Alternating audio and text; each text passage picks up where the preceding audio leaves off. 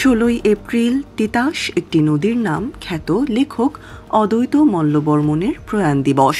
ব্রাহ্মণবাড়িয়ার এই কীর্তিমান লেখক ও সাংবাদিক মারা গিয়েছিলেন কলকাতায়। অদ্বৈত মল্লবর্মণের উপন্যাসের কাহিনীকে উপজীব্য করে চলচ্চিত্র স্রষ্টা ঋত্বিক কুমার ঘটক 1973 সালে তিতাস একটি নদীর নাম চলচ্চিত্রটি নির্মাণ করেন। 1973 সালের 27 জুলাই ঢাকার 4টি, চট্টগ্রামের 2টি প্রেক্ষাগৃহে প্রথম মুক্তি পেয়েছিল ছবিটি। ছবিটির প্রযোজক ছিলেন হাবিবুর রহমান খান। তিতাসের তীরে তিতাসকে নির্ভর করে গড়ে ওঠা মালদের জীবন জীবিকা, সমাজ সংস্কৃতি, রস বিষাদ, হাসি কান্না, আনন্দ বেদনা বিধৃত হয়েছে পুরো উপন্যাসে এবং চলচ্চিত্রে।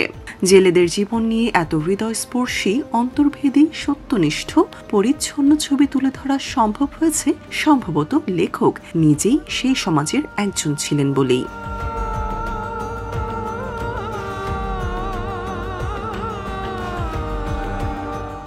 তিতাস একটি নদীর নাম চলচ্চিত্রের প্রথম দিনের শুটিং লোকেশন ছিল সাভারে বংশী নদী। কবরী ও রোজি সামাদ সেদিন শুটিংয়ে অংশ নেন।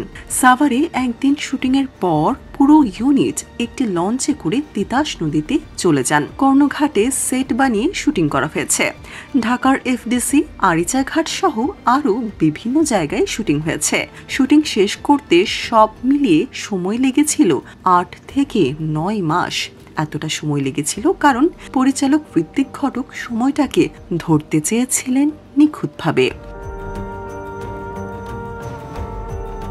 ছবিতে আরও অভিনয় করেছিলেন প্রবীর মিত্র, গোলাম মোস্তফা, রওশন জামিল ও আবুল হায়াত। এই ছবি এখন কান ফেস্টিভ্যালের ওয়ার্ল্ড ক্লাসিক সেকশনে রাখা আছে।